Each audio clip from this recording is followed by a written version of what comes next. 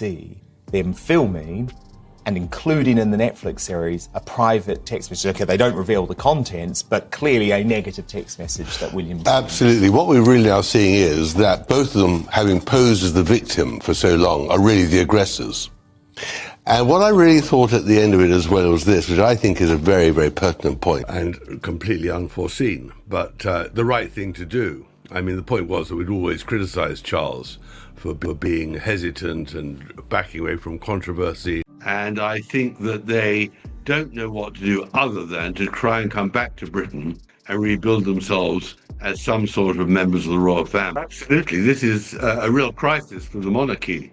And I think there's more to come out. Which is very revelatory, as you know, about Meghan and Harry. I got absolutely no help from the palace whatsoever, on the contrary. Complete catastrophe. I get a little heat. I get pushback when I say, what did the Queen think she was paying $12 million for? I mean, does the previous monarch, Harry and Meghan, chase the shiny people, chase money, chase opportunities without doing their due diligence, and could end up in a similar scenario where their private emails and text messages might be read in discovery through a civil trial, or might end up out in the world. And what it showed was that she wasn't going to make any concessions to the class and the sort of people which she was going to marry into. It's amazing how she can be so judgmental towards them. And I mean this with the royal family too, but take everything she needs to help elevate herself. You know, like, if you can't stand these people or the idea of class. Tom Bower has just dropped a revelation that's guaranteed to make your blood boil. Because if what he's saying is even remotely true, it exposes something far darker than royal drama. This is about Meghan Markle, a dying queen, and a Netflix-driven power play that looks less like family tension and more like calculated exploitation. Let me move on to Meghan and Harry. I think that they are at the moment facing a real crisis. Meghan and Harry's crisis, completely of their own making, is they have no major projects, no major money earners. And it all comes down to one symbol inside Buckingham Palace. That famous balcony. Because according to Bower, Harry and Meghan weren't chasing tradition, healing, or reconciliation.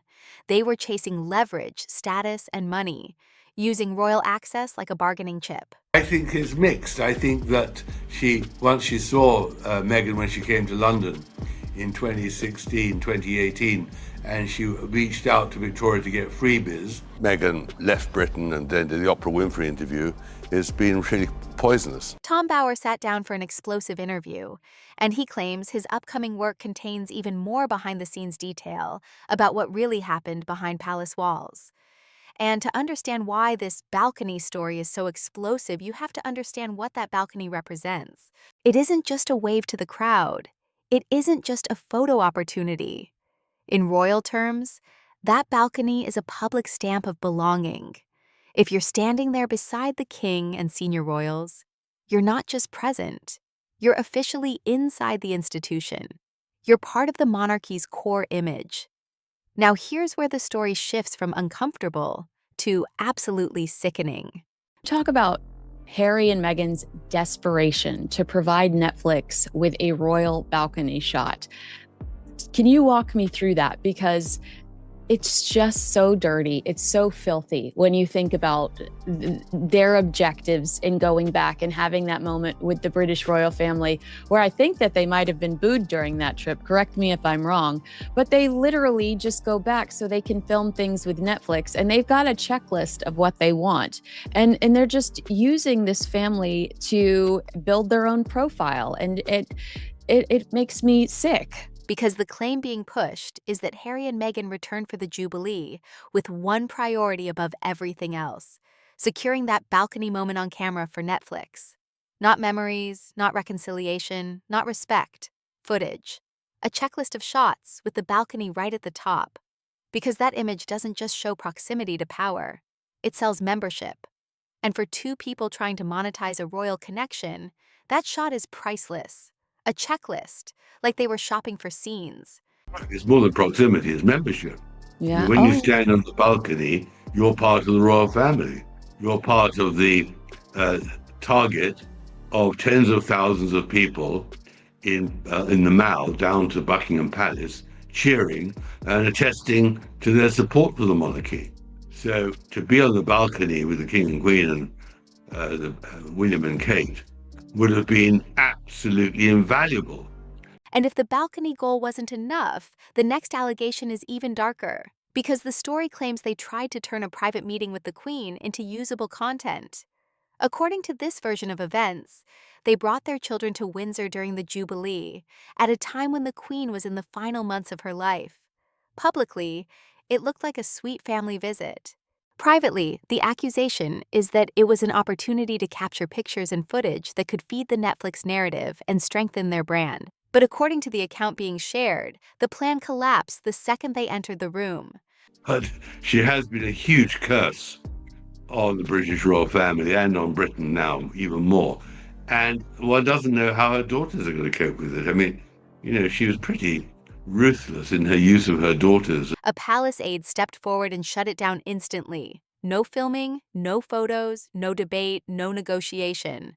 In this version of events, that one intervention changed everything, because it blocked what the narrator claims was the real goal of the trip: capturing intimate, emotionally powerful imagery that could later be repackaged, marketed, and sold to the world.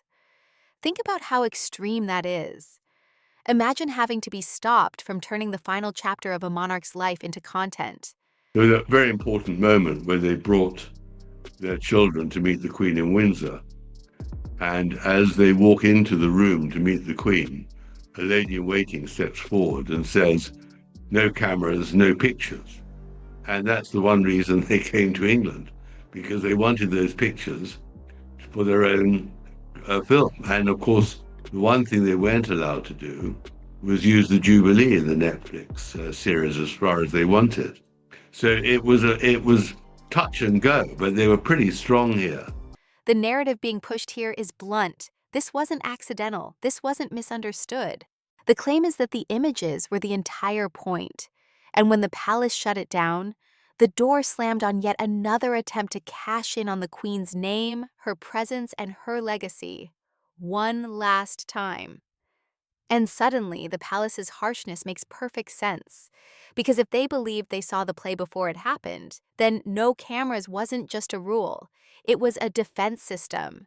No footage meant no emotional clip, no private family moment, no sellable scene. And underneath this entire allegation is the ugliest accusation of all: that the children weren't treated like family in that moment. I do think the problem with Meghan is that she never actually says anything in interviews. It is so carefully controlled, so carefully chosen what she's going to say, that she says really pretty well nothing. Now, is it because she's got nothing to say, or is it because she is fearful that if she did move off the benign script, she would actually get into real trouble? I think it's the latter. She's clever enough to know that They were treated like props, assets brought into the room because they made the footage more valuable. Now zoom out, because the video argues this crisis isn't happening in isolation. While the palace is already drowning in the fallout of the Andrews scandal, pressure on the monarchy is tightening from every direction. And that instability matters to the Harry and Meghan storyline, because the claim being presented is that even more damaging material could still surface, potentially including recorded evidence tied to Epstein. we couldn't believe that Andrew was stripped of his titles, and today he's being swept in the dark of night out of Royal Lodge and so much more. There's been so many more consequences to his relationship with Jeffrey Epstein. Are you in shock? Because the last time I saw you, you said this is worse than the abdication. Well, absolutely, this is a real crisis for the monarchy. And I think there's more to come out. What we haven't yet seen in the tranche of files, which I think is still to come. And if something like that drops, it doesn't just create scandal. It becomes an institutional emergency that consumes the entire monarchy. And the video's narrative suggests the palace moved because it sensed a bigger wave coming. In this telling, warnings arrived. William stepped in, and the monarchy shifted into full damage control mode because public humiliation was becoming impossible to contain.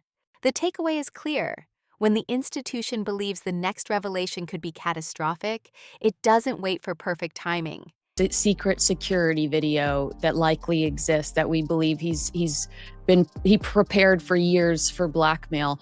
Are you under the impression, or have you heard, that the king is finding out about these details, these emails, these photos in real time? He's not being warned about them. It acts fast, quietly, decisively, and it does whatever it has to do to protect the crown. But here's the problem the video lays out. While the monarchy is under strain, Harry and Meghan are portrayed as seeing opportunity in the chaos, a moment of weakness, a moment of distraction, a chance to negotiate their way back into relevance. And what's driving that push, the narrator argues, is financial pressure. The claim is that the big engines have stalled, fewer major projects, fewer major paydays, and the urgency is rising because their public identity is expensive to maintain when the revenue pipeline starts drying up. Meghan is deeply unpopular here, and as the Queen's last words were, you can't be half in and half out, and that's what they'd want. On the other hand, William, under no circumstances, in my opinion, would allow Harry to come back, and Meghan would be certainly stopped midway across the Atlantic. Their problem is that they've got no future. I mean, as ever, all her products, of course, is a complete disaster. She's got no Netflix series. She hasn't got any project at all. The video sums it up with a brutal image, running on empty. A massive mortgage, heavy security costs, staff, lifestyle, public image maintenance, yet fewer fresh wins to fund it. And in this framing, there's one asset left that still reliably converts into attention and money: the royal connection, the titles, the proximity, the ability to imply, we're still inside. And that's why the narrator argues the balcony moment matters so much, because the Sussex brand only holds value if it still looks connected to the crown. I mean, an institutional risk to the British monarchy. Mm-hmm. Oh, absolutely, a huge risk. Really? Absolutely, because there's no doubt as they become more desperate financially and reputationally and seeking a purpose, they will do some very foolish things. And whatever Andrew has done, they will double the problem because they will not be controllable from London. That's why the narrator insists the goal isn't just a visit, it's a photograph with the right people at the right time in the right frame. Because without proof of connection, standing alongside the king near William and Catherine, the video argues they risk becoming just another celebrity story fading out of the spotlight.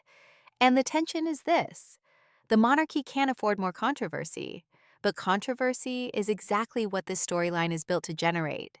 Because scandal keeps names alive, and chaos keeps them marketable. Then the narrator widens the comparison, arguing this isn't a one-off scandal, it's a pattern, a strategy. The Yorks and the Sussexes are framed as running the same play, trading on royal association, chasing deals, chasing money through proximity to the institution. Meghan and Harry's crisis, completely of their own making, is they have no major projects, no major money earners. And so they're more desperate than ever. And I think that they don't know what to do other than to try and come back to Britain and rebuild themselves as some sort of members of the royal family. I think that's what the Invictus Games, which is this very splendid competition for wounded servicemen, is going to start in Birmingham next year, but there's a rehearsal later in the summer. And Harry is determined to come, and if he could, he'd bring Meghan and somehow. But the narrator draws a key distinction. One group can be contained inside Britain's system. Harry and Meghan, operating from California, are harder to manage, harder to silence, and far more unpredictable. And in a monarchy built on control and optics, unpredictability is poison. And that's where the video drives home its central warning. Distance equals independence. And independence means the palace can't control the next move. In this storyline, desperation fuels risk, and the push to return intensifies, with the Invictus Games positioned as a pathway back into British visibility. But hovering over everything is the same objective the video keeps circling back to: a high-status photo that signals they're still in, still royal, still relevant, because without that image, the brand collapses. Then the narrator introduces the counterforce, William, and the message is clear. William sees the danger, and he's positioned as the institutional gatekeeper, the man who can block the comeback before it becomes another crisis. The video frames him as future-focused, shaped by what past scandals have already done to the monarchy, and determined not to let another wave of exploitation poison the next reign before it even begins. In the end, the narrator lands on a final thesis. The monarchy survives not because the pressure disappears, but because the line is held. The video's closing argument is that these alleged attempts, turning family access into content, treating moments as commodities, using royal symbolism as a sales tool, won't be rewarded with another balcony appearance. And it ends with a warning disguised as a promise: more claims are coming, more revelations are expected, and the next drop could expose even more than anyone is prepared for.